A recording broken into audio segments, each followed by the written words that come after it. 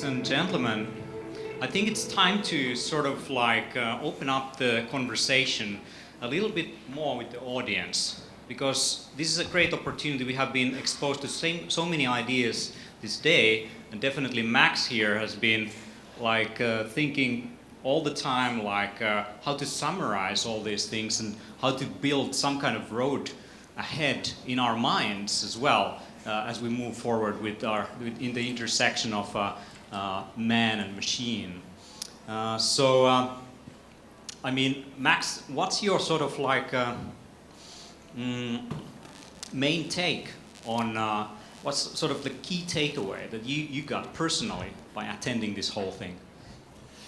Well, what's interesting to me is that, to me, biohacking is a very individual thing. It's about augmenting, enhancing yourself individually. And what I'm kind of known for, I guess, is transhumanism, which is an abstract philosophy and movement. And it might seem very distant from what you're doing on the individual level, but it's really not, because to be a transhumanist, more than just theory, and I've always lived my philosophy, you have to hack yourself. So, in fact, it's an important part of transhumanism, the principle of morphological freedom, which basically means self-determination, which means that nobody else tells me what I can change. I get to decide whether I want to tweak my body or my brain or my emotions. Nobody else can do that, no government can do that, no authority can do that. So that's obviously a very core part of the idea of transhumanism, is the freedom to hack yourself the way you choose to. We had some discussion earlier today about governments deciding to make everybody conformists or something like that. So what I like about this community is that we went out foraging and found our own food. And as I was saying last night at the dinner, for a few who were there, there's an interesting combination here of people who love their technology, have their advanced phones, have their monitoring devices and all kind of gadgets, but also are highly tuned to nature. They're looking at nature, they're seeing how it works, they're tasting it, they're really getting their hands dirty in nature. And that's a very interesting combination. And sometimes it seems like those two things don't go together in many people.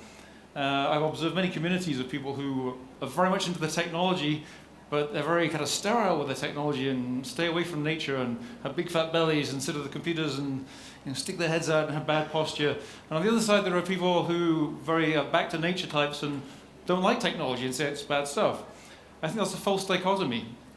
And it's kind of interesting because 6 or 7 years ago, I got interested in the whole paleo approach to diet, sort of primal paleo dieting. And people said, well, Max, that's kind of strange, isn't it? Because that's all about the past. It's about going back to unrefined foods and unprocessed foods and taking all the technology out of foods.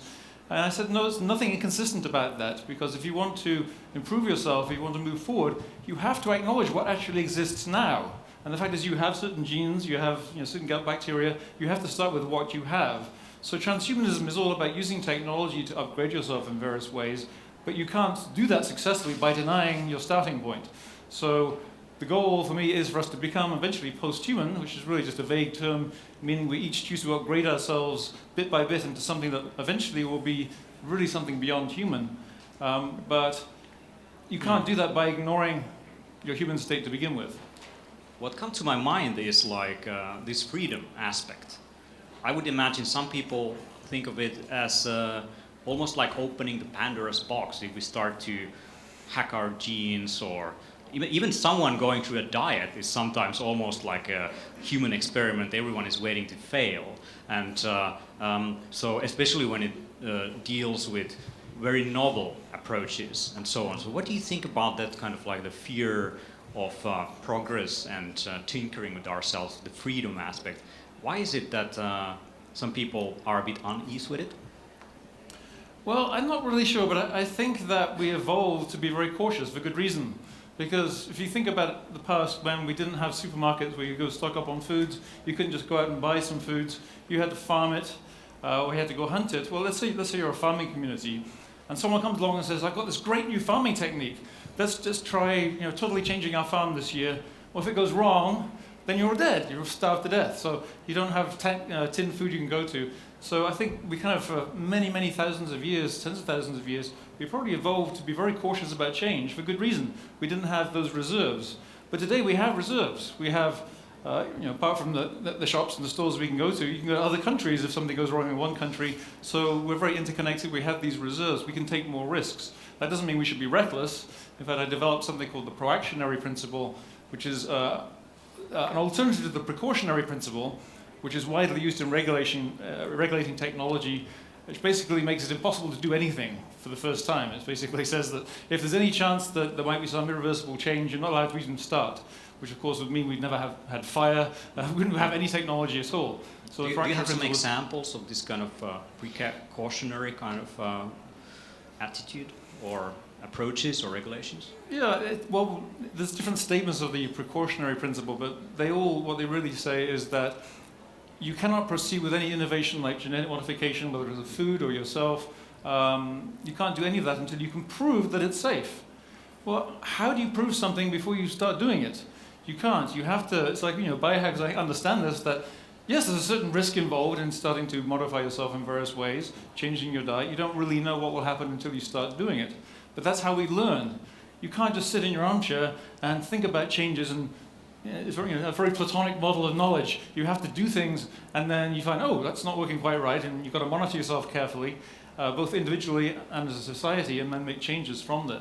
I was just recently listening to a podcast on someone who has been into heavy lifting for a long time, and they said that in that particular discussion that in the 70s, the stuff that they did in the 70s was not proven in any scientific literature, but they had practical evidence, empiric evidence that this might be a way to improve performance in that particular sport. And now, 30, 40 years later, we are getting the results out of the papers. Mm-hmm. At the same time, many other things have been proven to be completely false or completely opposite.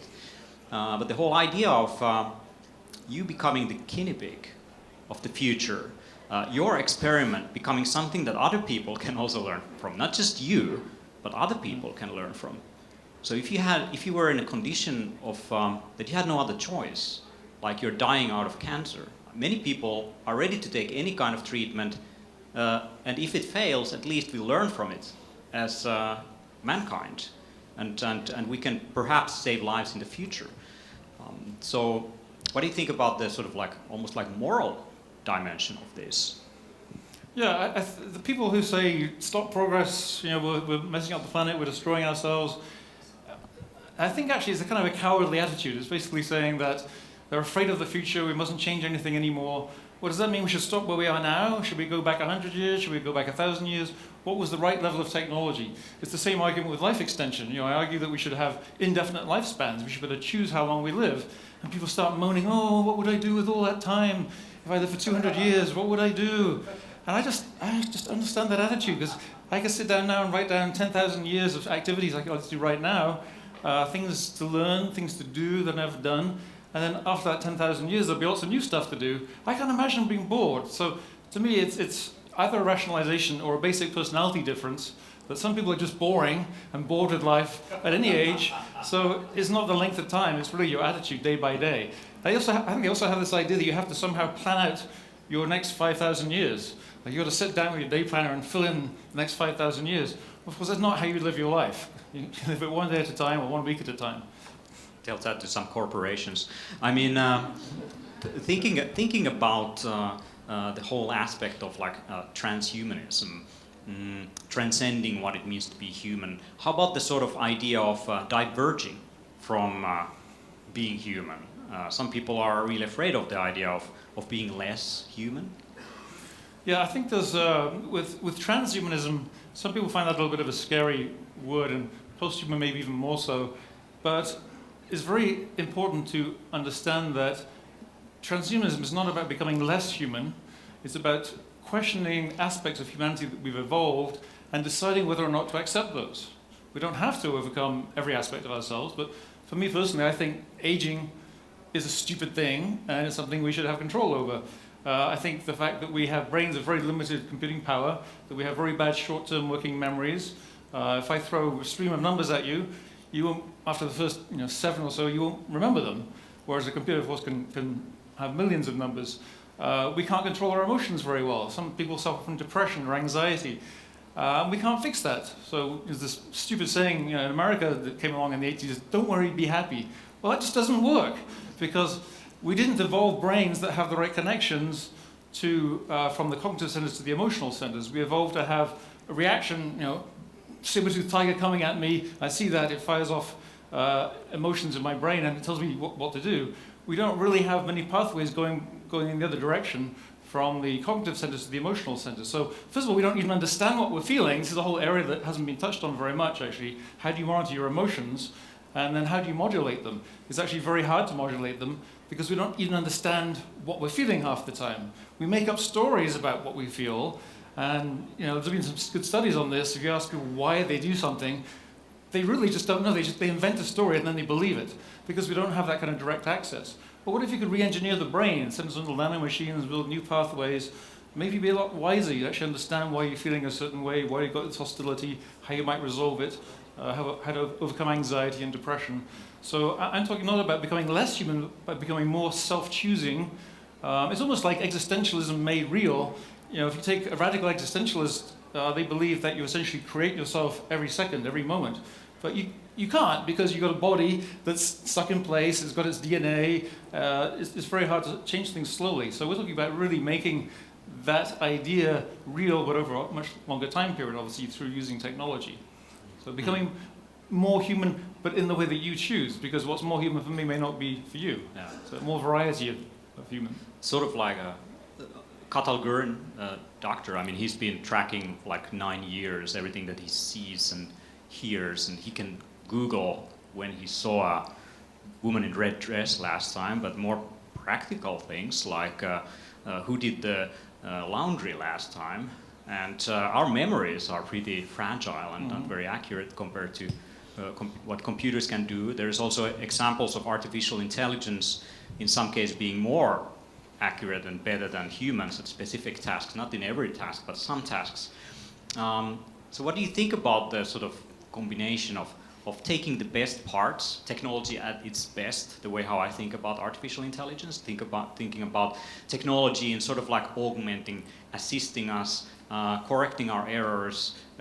It might be driving, or it could be doing a math test, or just trying to remember a year. Larry Page, the founder of Google, he uses the term Internet of Thoughts, like that we are moving from Internet of Things to Internet of Thoughts.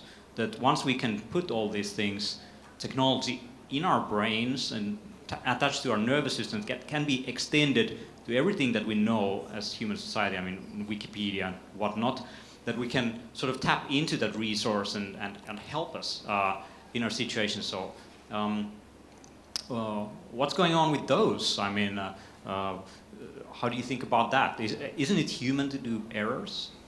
Yeah, I think it's human to use technology. So this whole distinction between human and nature, I think, is really rather false. So when I talk about these things about planting things in the brain or rewiring the brain or extending the human lifespan by tinkering with our bodies, people say, well, that's not natural. But really the most natural thing in the world for humans is to alter nature. That's what we've always done. And now we've just reached the point where we can start to alter our own nature. We really couldn't do much about that before, although we've done some funky things like change to agriculture, which I think was generally a bad move for some of the reasons we've heard about in terms of diet. But we couldn't really tinker with ourselves because we didn't even know the structure of DNA until just a few decades ago, and then we didn't have the tools to start making changes. And now, of course, there's all this controversy about the CRISPR and the Cas and all that kind of stuff. So we're now beginning to get the tools to make those changes. And again, we have to actually try that cautiously. But the technology must serve us, not the other way around. We don't have to use the technology just because it's there. And sometimes we fall into that trap. We'll check our email every few minutes instead of having a conversation. So we're still learning. And people say this is a disaster. The world is going to end because people are always staring at their screens.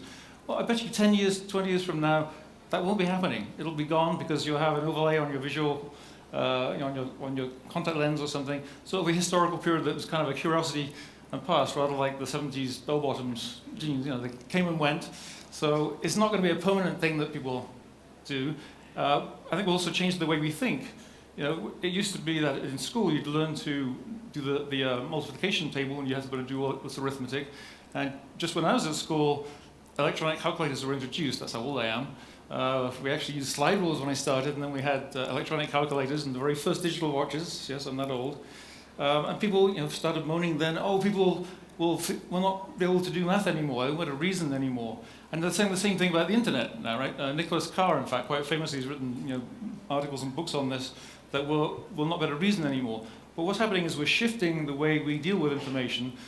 We don't have to have everything in our head all the time, because we can reach out and grab that knowledge from the internet.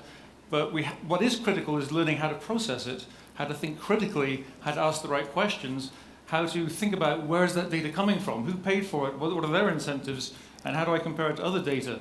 So I think ever more important is the ability to think critically about your information sources. Are all people, capable for this? I'm provoking here a little bit, because if you give powerful technologies in the wrong hands, like CRISPR, a few €1,000 invested, and you can, start hacking the code of life and create, like, I don't know, something in a test tube that just gets out there, and it might be a nice plant that glows in the dark, turns into some kind of like massive tentacle, whatever, beast that eats all of us. What do you think about that aspect, that giving the technology in hands where it can, get out of hand completely? And are all people, smart enough to ask all these critical questions? Well, on an individual level, no. Obviously, a lot of people are not smart enough, or haven't made themselves smart enough yet, and that's partly a problem of our educational system and the way we teach people. And I was a teacher for a while, and I found it very frustrating that I'd have students, university-level students, who are supposed to be able to reason, but they would come into my philosophy class and they would present me with a series of assertions, and I'd say, well, that's not an argument. And they'd say things like, well, I feel so-and-so. I said, well, that's not an argument. You've got to construct a chain of reasoning here to convince me with evidence and logic. So the problem is, I think our educational system has basically been very authoritarian in style. It says, this is the knowledge, this is the truth, this is what you have to absorb. So right now, no, a lot of people are not capable of that, but I think they can be. But on a social level, yes, there are dangerous technologies, or rather there are dangerous people who can get their hands on powerful technologies. But if we just shut that down, if we do the Bill Joy thing and say, no self-replicating machines, no nanotechnology, no DNA changing technology, the problem with that is that you cannot stop the whole planet doing that. So it's going to be people with nefarious purposes who will carry on doing that. You need to have an immune system, as I think one of the earlier speakers was saying. I forget who that was, but you have to get out ahead of the curve. You have to build your immune system. You have to test these technologies, find out where the points of problems are, and anticipate those. So you can't just shut things down, because that's not possible. Someone's going to do it, so you have to be good at it. And there's going to be a race between the good guys and the bad guys. I see a lot of technological, cycles of development or avenues crossing and coming together. You take things like drones, you can put everything that we have ever created into a flying object. They are probably thinking about that on the other room at Nordic Digital Business Summit. It's about Internet of Things and drones and all that stuff. So our aviation laws are not yet there. What are we going to do with a lot of people, anyone, basically flying something, carrying anthrax or whatever, face recognition technology that you can download from the internet, hack together, and put together, and it's not expensive. It's just like CRISPR. The power of AI, IBM Watson technology becoming available as an API for anyone to put into use on some other things. So it's sort of like the ephemeralization term coined by Buckminster Fuller. He talked about how things that used to be super expensive are becoming less and less so, that they become almost free or so cheap that anyone can do it. It's democratizing the ability to tap into these kind of technologies, and I guess that's where some people who want to think on our behalf are getting scared. Yeah, well, it's okay to be scared as long as you don't overreact to being scared. There are real risks here, and you've got to take precautions. It's like when we were testing nuclear weapons originally. I think, was it Oppenheimer who thought that maybe the whole atmosphere would explode? I'm not sure if that's actually true or it's an urban myth or not. But yeah, you don't really know. There are people who thought that when we turned on one of the huge colliders that they have at CERN, that it would create strangelets and it would swallow the whole planet. Well, if you always live in fear, you'll still be in the caves. So if this person to start fire, someone can say, "Whoa, fire! Yeah, I could burn you, so no fire." So we have to take risks. So a transhumanist view of the future is not one of any kind of paradise or perfection. That's often another misconception that we're talking about perfecting ourselves. No, we're not. What does that even mean, to be perfect? My idea of perfect might be very different from your idea of perfect. To take an example, the fellow who was quantifying himself, and I asked him, I guess you don't really watch internet porn anymore because that's been recorded for all of history. Well, some of us may want to get rid of our sex drives. I know someone who's done that and basically neutered himself. He doesn't want to be distracted by that. Others of us value that aspect of ourselves, and we want to better enjoy that, maybe even heighten it, but maybe also have volume control. It'd be kind of useful. Turn it down for certain activities and periods, and then turn it back up so we don't get distracted. I'd really like to have one of those volume controls. Yeah, it would be nice every morning waking up, you have a specific task and always have some kind of button you can press and that basically loads a program in you that just, helps you to focus on writing or being good at speaking and whatever arithmetic you are doing. So activating different parts of you in the optimal sense at that point of time. Is there a danger that people would then just burn themselves out? I mean, they would be just doing productive things and be overproductive. Well, yeah, there's always that danger. We're doing that right now, right? A lot of us are doing that right now. I've been doing that actually for the last few months. So there's no real protection against that. But my biggest fear, actually, of all the technologies out there, my biggest fear is really the one that's been exemplified by rats pushing the button to get their cocaine or their dose of whatever drug. We probably all know people who spend 10 hours at a time in front of the computer playing a video game, and pallid and have malnutrition. They're eating a Big Mac and a Coke and look pretty awful. My fear is that we'll have such great virtual realities in the future that we'll just kind of get sucked into there and not really take care of our physical selves. So we just have to be smart about it. We have to be self-aware. And I think the biohacker community is very self-aware. And it's good to get together with other people and it's good to be a little bit confrontational too. If you think someone's doing something stupid, go up and tell them you're doing something stupid. I know there's a little back and forth between you and Ben. Ben was saying, no, Timo does this, I don't think it's worth doing. That's a healthy thing to have that disagreement. It should be friendly.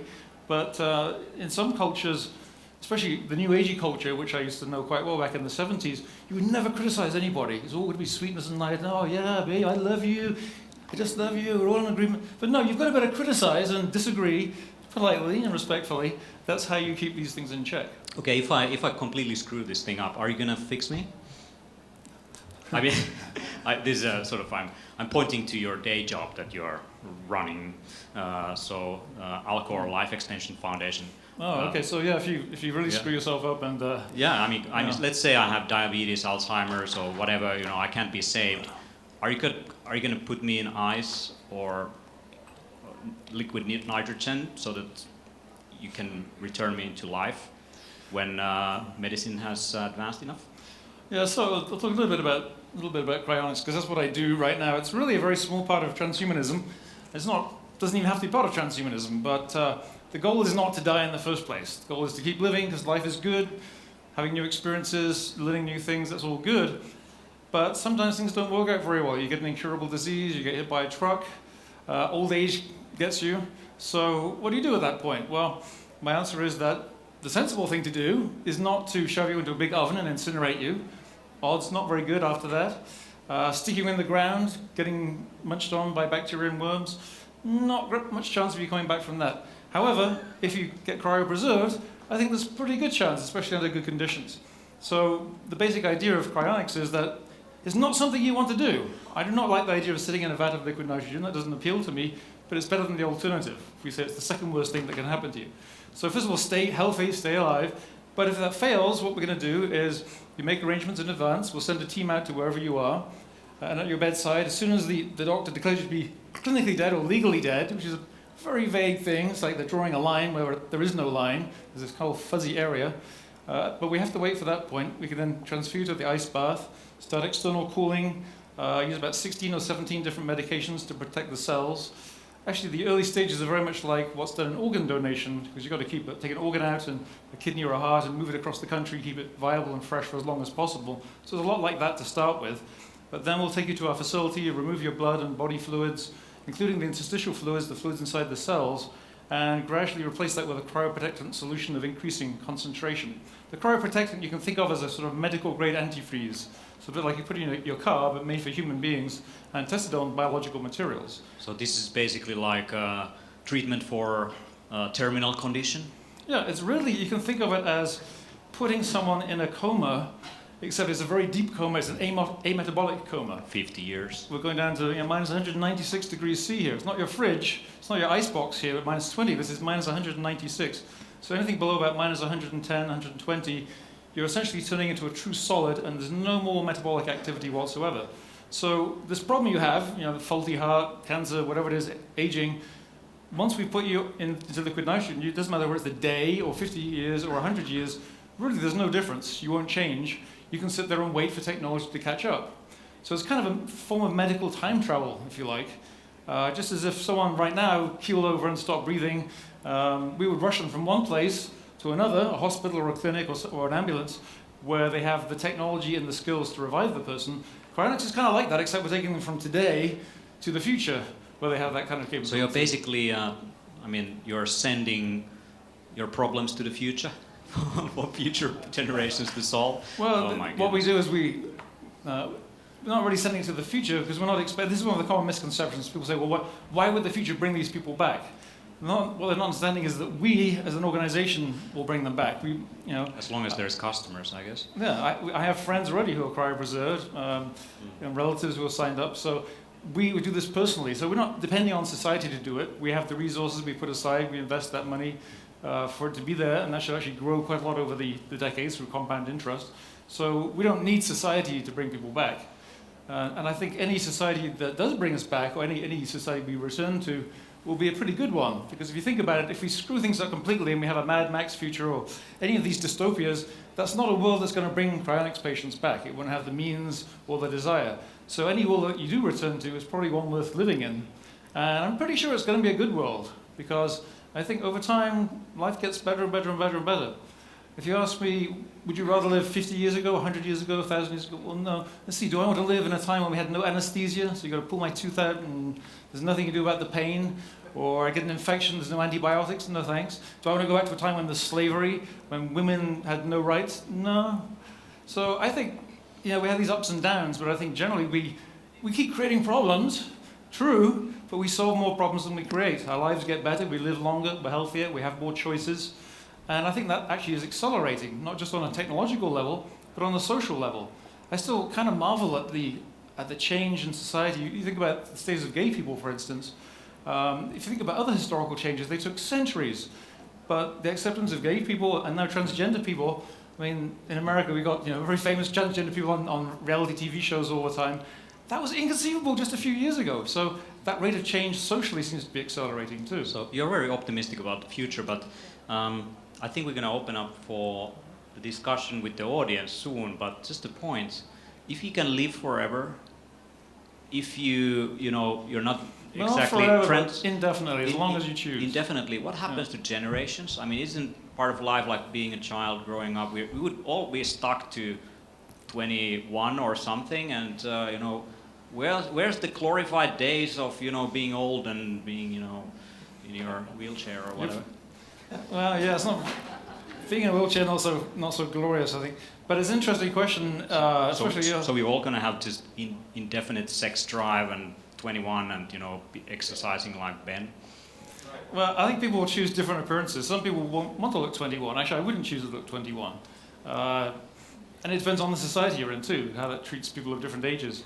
So I think if you look like you're a teenager or 21, you may not get the respect of someone who looks older. That will change over time, but you may have to wear a little colour that says, I'm actually 5 centuries old. I may look 21, but I'm 500, so you better treat me with some respect. So would people would then aging become a lifestyle choice? Yeah. Awesome. Okay, let's open up for the conversation. I'm going to jump over there. You can stay here, I guess, and I'm just going to ask a few questions. I guess if I stand here, I can see people better. Jump over. Yeah. Let's get into the audience. It's pretty sunny. So, anyone else want to just jump in and provide a little thing here? Hey. Questions, criticisms, your name and comments. Hello, my name is Luis. I'm doing also futurism, I'm author, and I'm working on prime technology, primal technology, trying to bring awareness and consciousness into the field of technology and human development. So here, just a comment first. Since I remember in history, humans have been trying to create this ideal superhuman.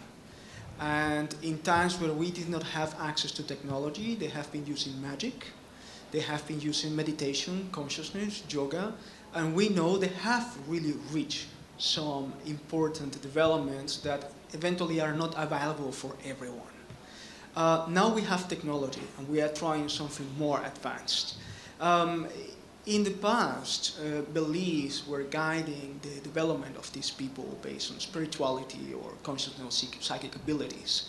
Now we are trying to have a view on morality and technology. We had just recently a presentation on that. My question is, or my comment, how do you perceive the future to be self-organized? And I'm going to give you a challenge. How do I perceive it to be? How's it going to be the future? In terms of, I'll just give you a challenge just to explain myself better. So far, machines, and I see that, will have the possibility to live longer, to have more capacity of processing data, to have access to a wider audience through the internet, to access every place around the world. But there are some things that machines cannot yet do, that only humans can do. So transhumanism so far is thinking about advancing humans, perfecting, improving, whatever. But we are not looking at the other side of the game, at the other species, the techno species or the digital species, how a human additive to them will perfect the machine. And I think this is probably our point of view, right? Whoa. Well, I'm not quite sure what the question was, but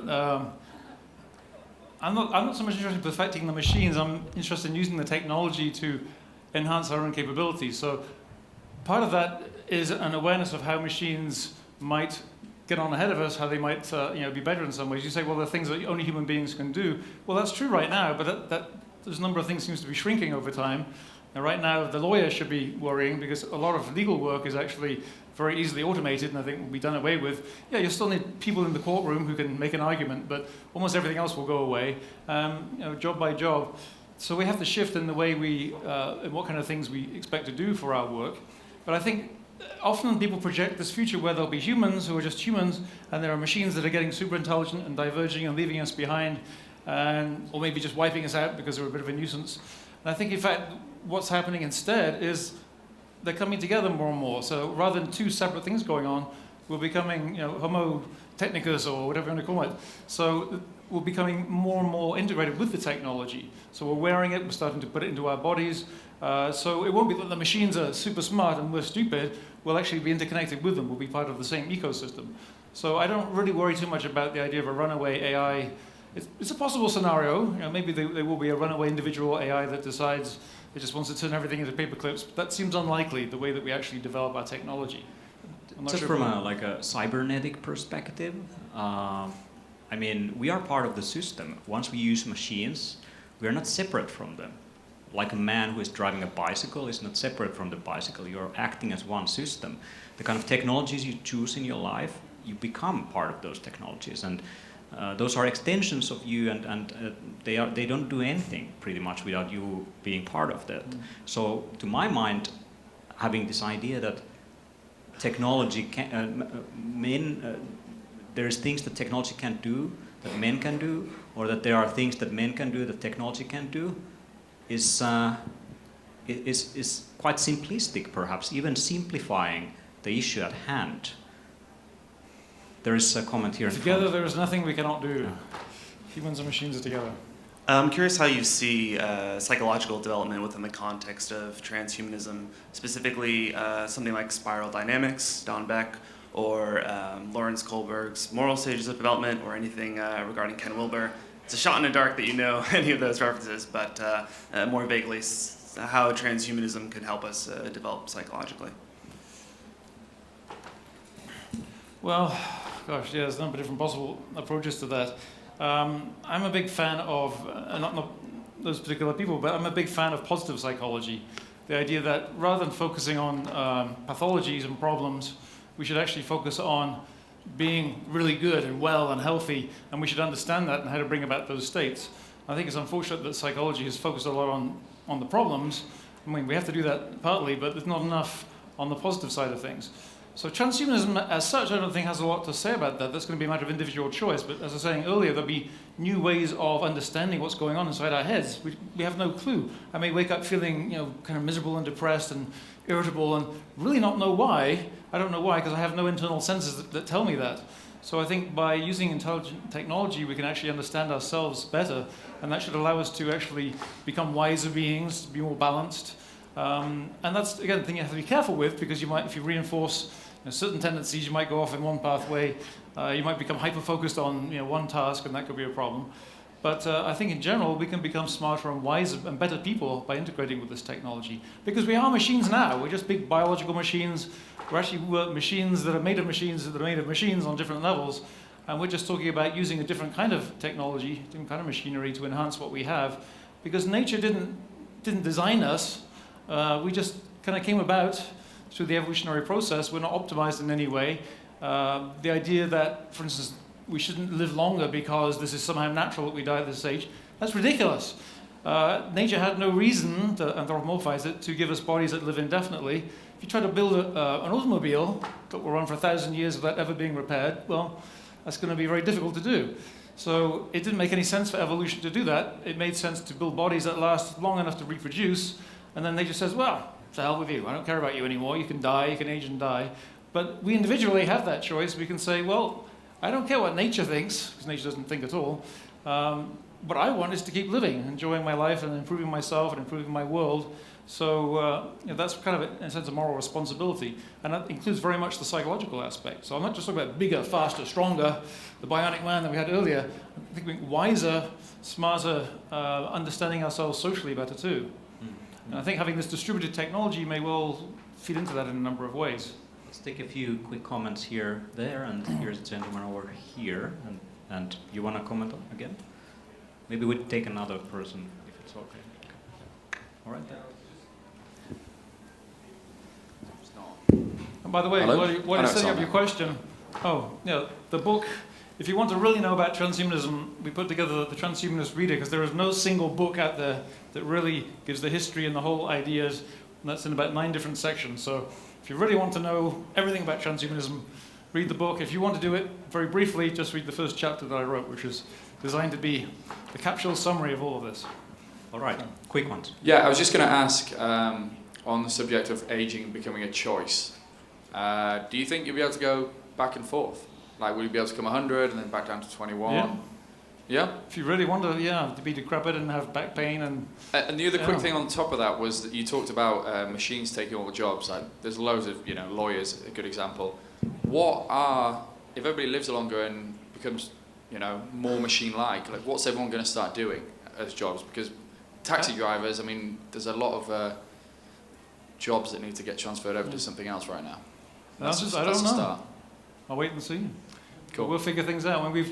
It used to be that 95% of the population worked on the farm, right? Now it's down to 2%, 1%, depending on the society. But suddenly all these other activities become available. So I don't really worry about running out of things to do. I think it would be great to automate away all the stuff that nobody really wants to do. And there's still a lot of tedious, boring work out there. So I don't think it's really a big problem. And people are worrying about that now because they see this transitional phase. And there can be transitional strains where people suddenly, the taxi drivers are now very worried that they're all losing their jobs and they're protesting and trying to get rules against it. But you have to adapt. And I think it's good to have social systems that help people do that. So safety nets. It's good to have personal planning, investments and savings, so that if suddenly your skills become obsolete and you lose your job, you don't have a big disaster because you plan for that. You realize that there will be changes. So you have to have that kind of cushion. So that's part of the rational thinking that we don't get in schools, at least not anywhere I've been. They don't teach you about personal finance in school. And that's a very basic thing that you really don't get taught, personal finance and investing. If people invested smartly from a young age, even starting with your pocket money, and developing good habits, most people will be pretty well off by their 40s. They could probably retire. But people are terrible at saving. They're very bad at it. You know, they're very irrational about it. They haven't been taught how to do it properly. If you just have an automatic savings plan, but index funds, it's not rocket science. It's pretty easy. So if people can adapt to that, I think that if you have those personal reserves, yeah, you can become unemployed. You can get retrained, do something else. Is there really only one thing you want to do in your life? No, probably not. Hi, my name is Guru over here, and I'm doing my PhD in computational biology.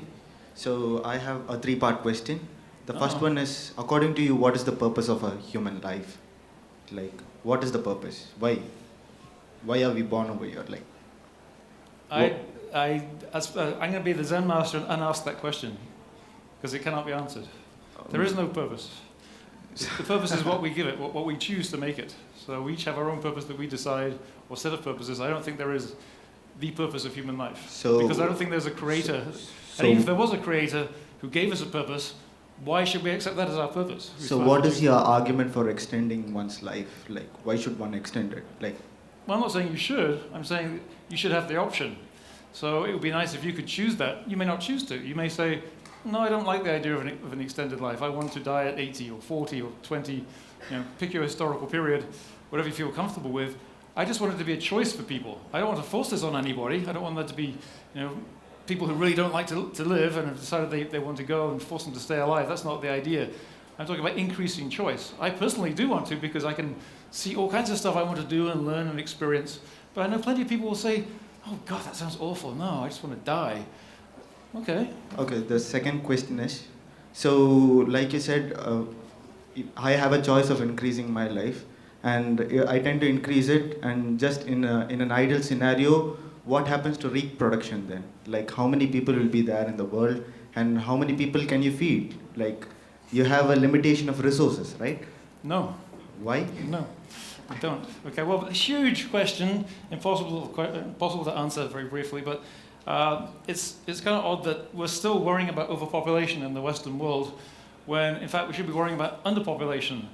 All of Eastern Europe is shrinking, Japan is shrinking, pretty much almost everywhere in Europe population is stalled out or is just about to, and demographics is just inevitably that population will be declining. So in the entire Western world, except for the USA, because of immigration and certain subgroups, population is heading towards a peak, and it depends on which projections you believe. You know, the UN always gets it wrong. They just revise their projections.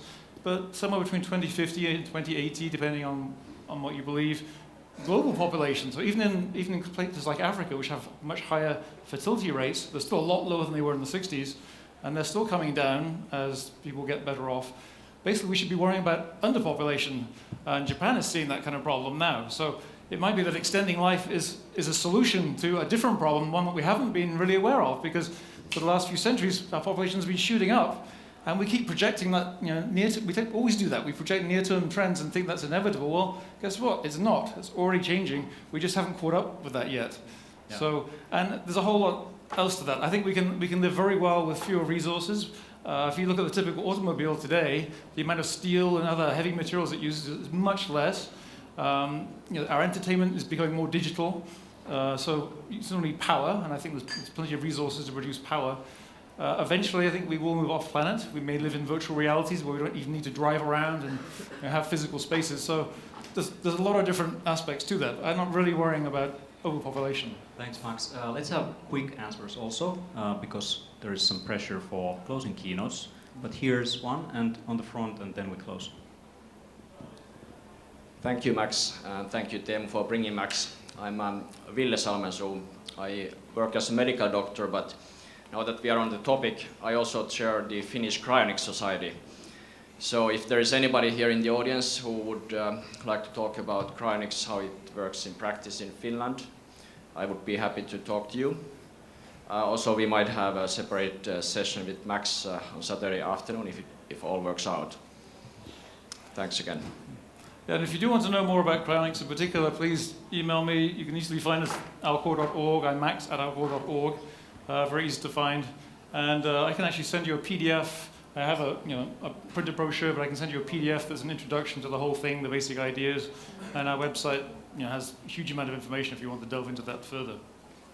question is precisely about the Alcor Foundation, and it sounds fascinating. So in the Soviet Union, there were 5-year plans, and you talked about the importance of planning. So Chinese government is rumored to have 500-year plan. What is the planning cycle of your corporation? Because of course, a construction company, they plan to build a house, they build it. What is in your case?